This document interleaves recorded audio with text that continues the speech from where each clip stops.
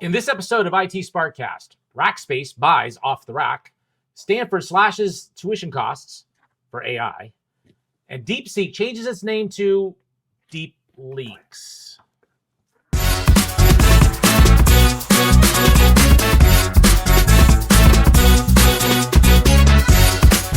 Welcome to IT SPARC Cast. I'm your host, John Barger.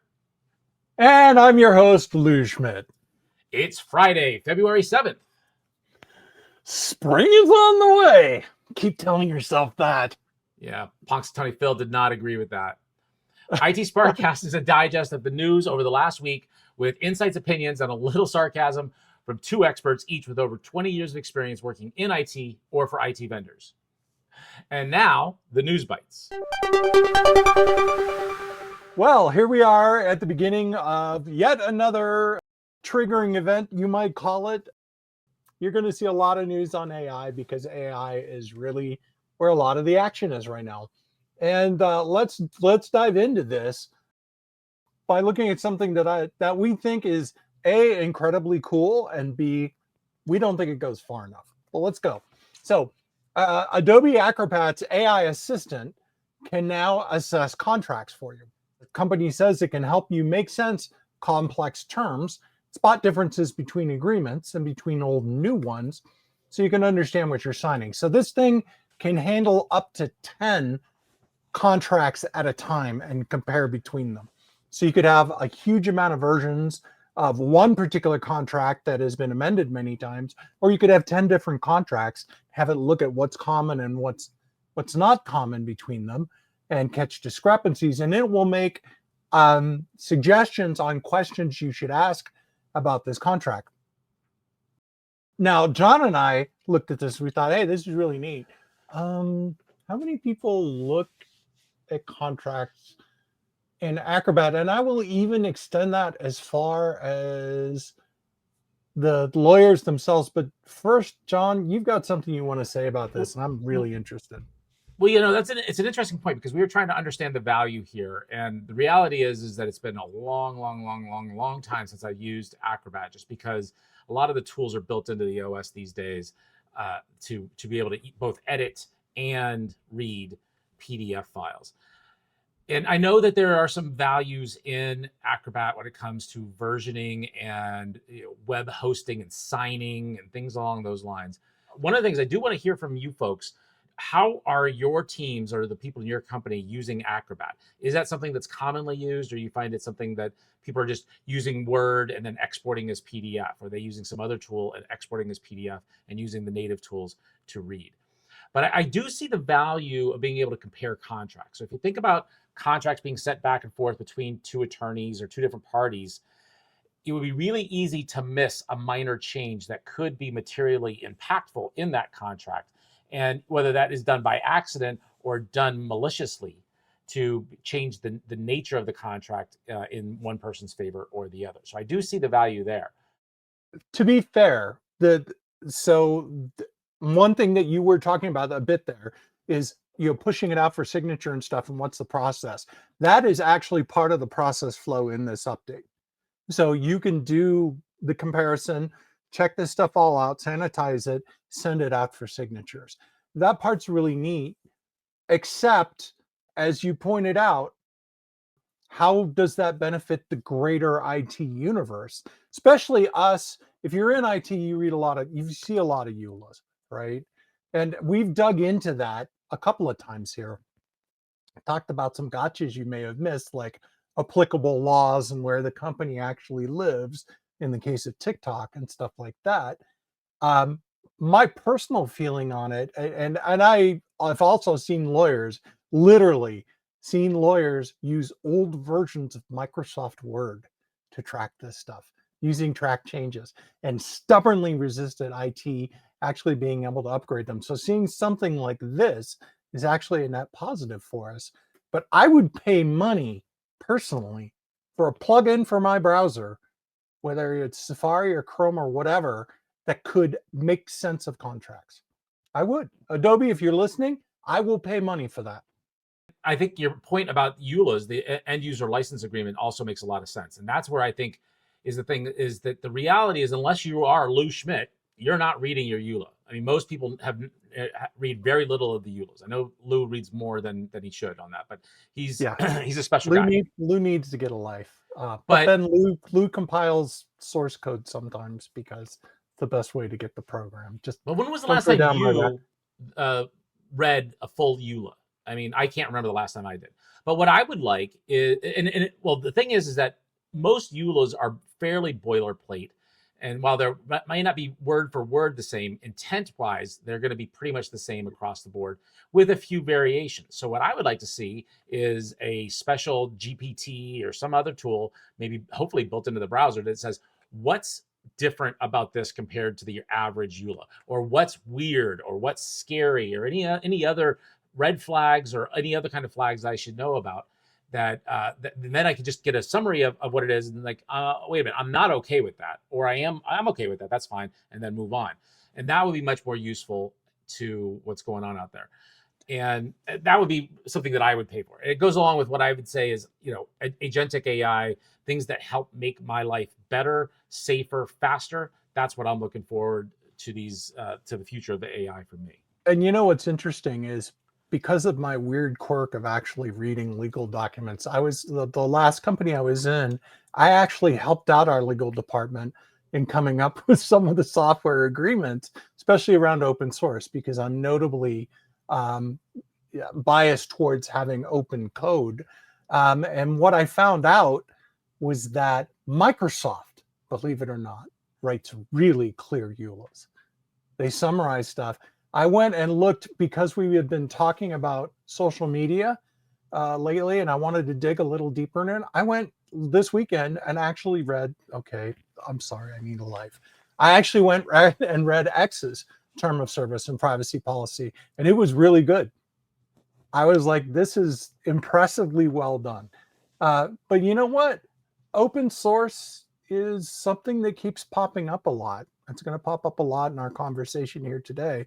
So, John, how has open source and AI been impacting each other? Well, so something that is impressively not well done is there was an article in TechCrunch where Sam Altman, you probably already heard this part, but we're going to dive a little deeper. Sam Altman said that OpenAI has been on the wrong side of history concerning open source. So that was the big headline. That's what everybody heard. But as I read through the article and Lou read through the article, one of the things I found is that the article itself was pretty light in information and such. So I'm going to read to you a few things. But what you need to know is that a lot of cases, this is a response to what's going on from DeepSeek releasing an open source model. We know that Llama from Meta was already released as open source. We're going to talk a little bit later about a new model that's been released from Stanford that is open source. And so there's a trend here. And I think that OpenAI is finding itself on the losing end of the argument on where it stands in open source. So there were 3 quotes that I want to read from this article. 2 are from Altman, and those were, I personally think we need to figure out a different open source strategy. And then he followed that up with, not everyone at OpenAI shares this view, and it's also not currently our highest priority. So, yeah, maybe we'll do something, maybe we won't. And then Kevin Wheel, who's the chief product officer over at OpenAI, said that OpenAI is considering open sourcing older models that aren't state of the art anymore. What those open models, or what those non-state of the art older models are, guessing like GPT-3, GPT 3.5. And if you have logged into the ChatGPT app recently, the lowest end model that you have access to anymore is 4. And so these are models that they don't even distribute anymore. So it would be really a nothing burger here. And this is not a big deal. But it's, again, this is a lot of, in this article, we might do something sometime. So I don't know what they're really going to do. What do you think, Lou? I have a question. Yeah. What does the open stand for in OpenAI? Is it open your wallet? Is it open your brain? Is it open source? Because my understanding is that this was originally formed as a pseudo open source effort. There's been, as we've mentioned, and the press has certainly covered, this contention between Sam Altman and Elon Musk over this, because they were original founders of the company. And this is, if you're not going to be open, if you're not going to do open source, if you're not going to give back to the community, let's face it, these tools are being built on open source. PyTorch and Linux and all this stuff. It's been a huge amount of community effort to get it to this point. Now, there's also been a lot of corporate effort as well. Red Hat, and Microsoft, and Google, and Facebook. There's been a lot of huge code contributors into this. So you do have to keep that in account. But most of the internet architecture is kept operational by very passionate amateurs. It's not like you can't monetize an open source project. I mean, look at Red Hat. That is what they do. So or Canonical. Yeah. With Ubuntu. Yeah. Right. So it's definitely, definitely. All right. But with that, let's talk about support or lack thereof. What's going on with Rackspace? Hey, can I rant some more about open source? I figure I can weasel that in somehow. Let's talk about what we found. So this was an interesting one. This was exclusive to the register. We picked it up and I did a little bit more digging in the background. So we've commented in previous newscasts about the movement of a lot of larger customers off of the VMware architecture and how that's impacting you, right? If you're in a corporate shop, you are certainly seeing that movement. You're seeing those costs. What are you going to do? And that's why we keep really close track of this. So Rackspace is, according to the register, is now moving some of its back office workloads off of VMware and into a platform called Private Cloud Director, offered by cloud infrastructure outfit Platform 9. Well, Rackspace is a pretty big virtual hosting system, one of the original ones, right? They pulled off some of the original code KVM stuff from the early days. If you're playing around in open source and in the early days, you know who Rackspace is. They're big. So what the heck is Platform 9 and what are they actually doing? So the register understands that Rackspace considered testing migration from VMware after the software bills rose under Broadcom licensing changes and felt they needed to consider a less costly alternative, right? This is the system at work. If there is a less costly alternative that has an acceptable level of pain to deal with, then you're going to see this type of movement. And so I dug into this. I'd never heard of Platform 9. I'm not playing in this sector right now full time. So I'm like, okay, what are these guys doing? So when I dug into it, I found out that what Platform 9 did is really brilliant. The Private Cloud Director is a very nice front end for OpenStack. And for folks who've been out there for a while, yeah, I see John. There's John going, yeah, we've heard this one. John and I have worked in service provider space where OpenStack is much more common. And we're seeing things like OpenNebula. We told you a couple of weeks ago about a movement with another company, financial services one in the UK, that moved to OpenNebula. This is very similar, right? OpenStack is incredibly powerful, but it's also incredibly complex. If you can do nearly anything with it, which means people don't do much of anything with it because it's too confusing. What these folks did, which I really like, is they built something called vJailbreak. And you'll see it'll show up in the show notes, a link to the GitHub. So you can download this and try it yourself. If you have a large VMware deployment or even a small one, you can take vJailbreak, push this stuff into OpenStack directly if you don't want to use their tools. But I'll bet you they've got a really nice front end for this. So this appears to be a very polished system that moves you from VMware into a system that depends on KVM and Kubernetes. And that is a very, very scalable way to go about doing this.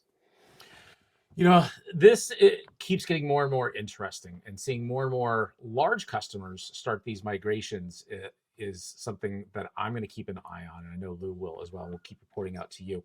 One of the things that I keep seeing people posting on X and LinkedIn specifically is that Broadcom's going to kill VMware with this. I'm not sure that's true. So let me step back and then I'm going to talk about the downside for VMware. At the end of the day, if they're raising their price so high that a lot of customers are leaving, but what I had said a couple of weeks back was, if I can make $1 million on 10 customers, I'd much rather make $1 million on 10 than $1 million on 1,000 customers. It just makes a lot more sense, the cost to support and so forth. So if they're raising their rates, and I'm using a scale of that is just made up, that's not what that scale does not apply to VMware. But you can imagine if we know that they're raising prices in some cases 10, 20x, and then some customers leave. But if they keep a good chunk of their customers, the highest paying customers, the most loyal customers that are maybe stuck for some reason, then they may still end up higher profitability than they would otherwise. So I wouldn't call the death of VMware yet. That being said, we're seeing AT&T, Rackspace, other service providers start to make these moves, and those are your big ticket customers. So it'd be really interesting to see if VMware backs off, or we see more and more customers adopt the maybe additional services and personalization from VMware, or do they just jump ship and leave? And we'll keep reporting out to you. But we do want to hear from you as well. What are you thinking about doing in your organization? Are you running VMware today? Are you thinking of moving? Or were you happy enough with the service that you're willing to pay the additional price? Let us know.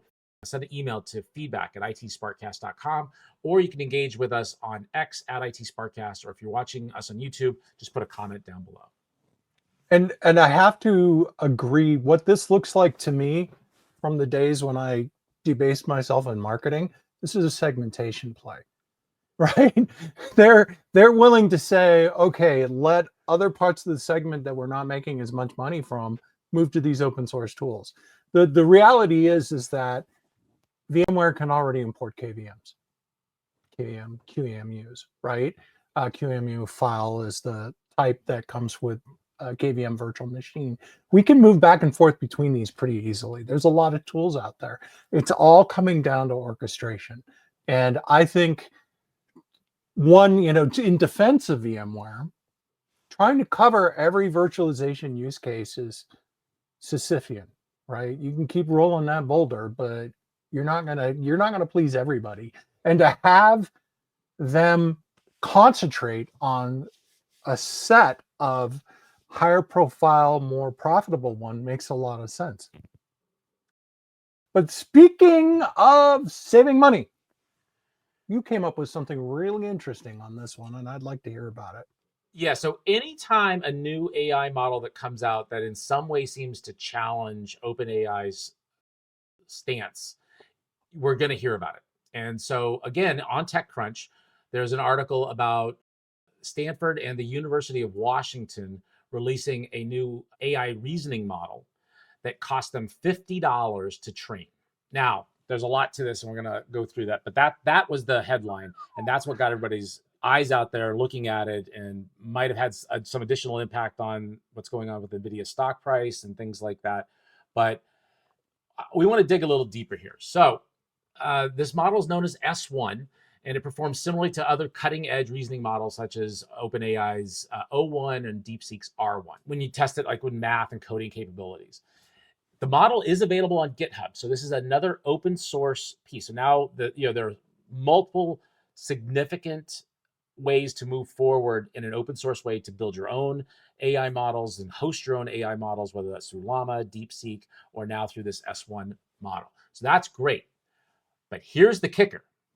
I'm going to read directly from the article. S1 is based on a small off-the-shelf AI model from Alibaba-owned Chinese lab Qwen, which is available for download for free. To train S1, the researchers created a data set of just 1,000 carefully curated questions paired with answers to these questions, as well as the thinking process behind each answer from Google Gemini 2.0 Flash Thinking Experimental. Okay, so there's a couple of pieces there, and I'll deal with the less controversial piece first, which is the fact that it's going to get cheaper and cheaper to train these AI models going forward when you already have AI models that have been trained. And so there was a number that was thrown around when it came to DeepSeek, which was that it cost $5 million. It cost $5 million to train DeepSeek. It was not $5 million to build DeepSeek. So just keep that in mind. And sometimes these numbers get a little twisted around and thrown around in the wrong way, and you get some misinformation that way. So this said they cost $50 in cloud compute credits in order to train this AI model. So this means it went out and did some work and read some other models and learned from it, probably in a very specific niche area, and then went from there. Dude, you take your team out to Starbucks, you're going to spend that much. Holy are. crap, right? Yeah. Take my kids to McDonald's almost cost that much sometimes. Seriously. Yeah. But Oh, a note here I just wanted to bring up for yeah. your edification and our, so like most people who have no life and enough computing power, I'm running LM Studio. So I just looked up on LM Studio S1. It's already on there. Yeah. Right. Yeah. So I can, with a click, download this model onto this machine and do reasoning with it.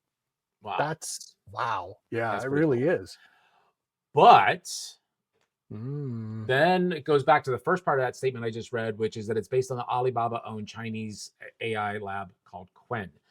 And again, there's nothing wrong with technology from China or the people that built this or the company Qwen. Again, no qualms about them at all. Smart people. But you do have to realize that anytime we're dealing with something like this, there is a possibility of interference or data extraction via the Chinese government. And that's just the nature of this. Now, since this is going to be hosted locally, the data extraction part might be a little difficult, but you got to wonder until the code has been fully vetted. And, there's not a lot of information in this article about it, but maybe Stanford and the University of Washington have already done that. And that would be great. But you want to make sure that the code is vetted out. If you start using a DeepSeek model, you want to make sure you use one that's been sanitized so that there's nothing in there that you don't know about and that it's clear to use. So those are very important considerations when you do this. That being said, I think that what we're about to start seeing is the commoditization of AI models. It's interesting that China's taking the lead on that. And again, there may be some political play here to when it comes to NVIDIA and OpenAI and others to maybe make them, fall back a little bit. And that could be a really interesting play. And who knows where those politics go. We're going to stay out of the politics of it, but it is really interesting to see what happens there. Well, the question would be, are they really taking the lead? We've seen llama models. We've seen other models that come out open source. We've seen these research models that are getting quite good. I'd like to think that what we're seeing is an accelerated version of like browser wars. This was everybody on the web. We all fought about our favorite browser at certain times or the other, whereas most of us are just like, I run whatever I run.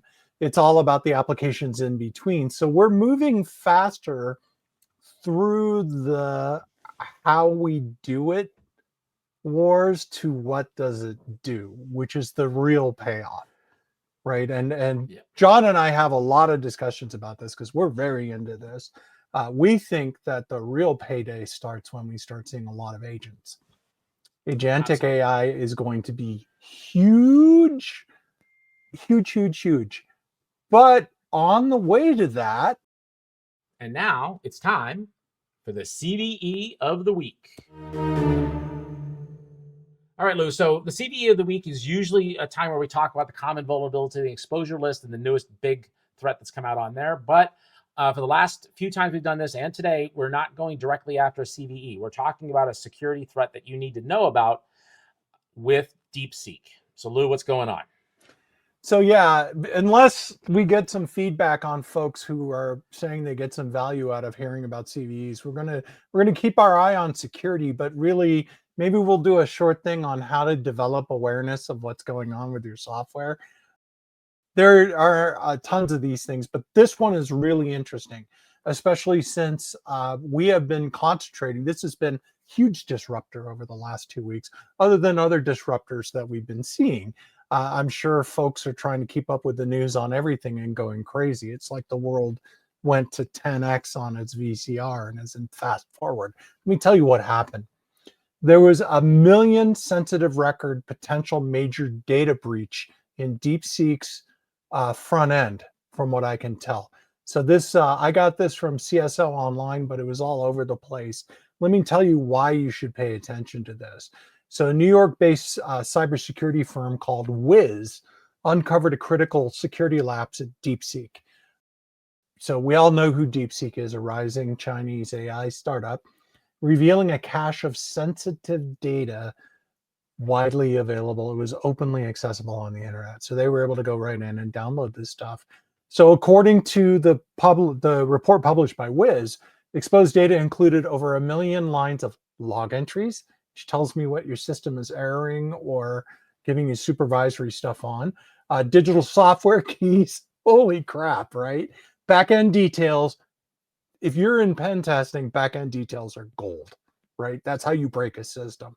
Oh, and chat history from DeepSeek's AI assistant. So they know what you're asking.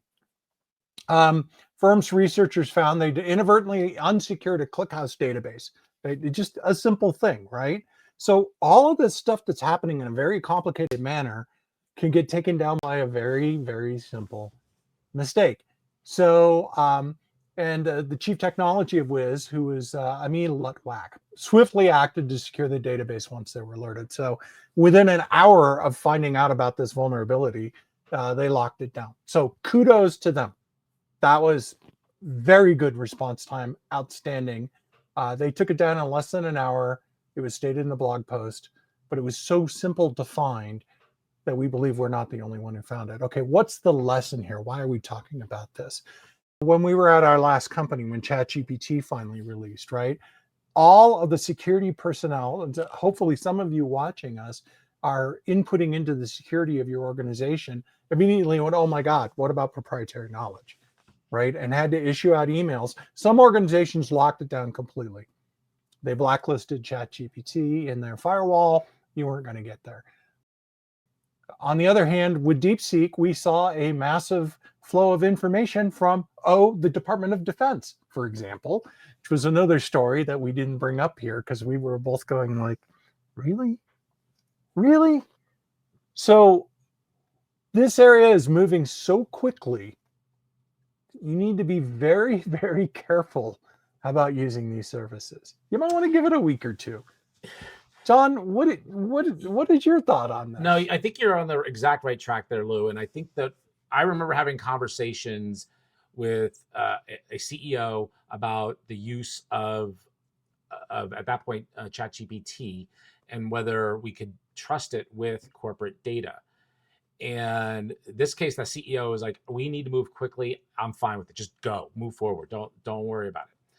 That was debatable, but I think we were fine. And then eventually that company ended up getting a license with Copilot, and they were able to get a little more comfortable with the security on it. But back to the previous article that we talked about, things are moving so quickly, and it's becoming acceptable now to plug in personal data and such into things like ChatGPT, Gemini, things along those lines, that a new model pops up and everybody's just jumping on it. When I say everybody, I mean the layperson.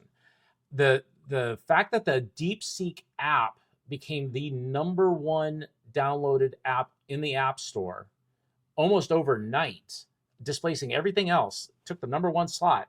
That's a little scary, right? The fact that other tools might be getting used is scary in that they're not getting vetted. And one of the things that we always talk to you about is shadow IT and how it impacts your business, whether that's the physical security or the data security or personal security or whatever it might be.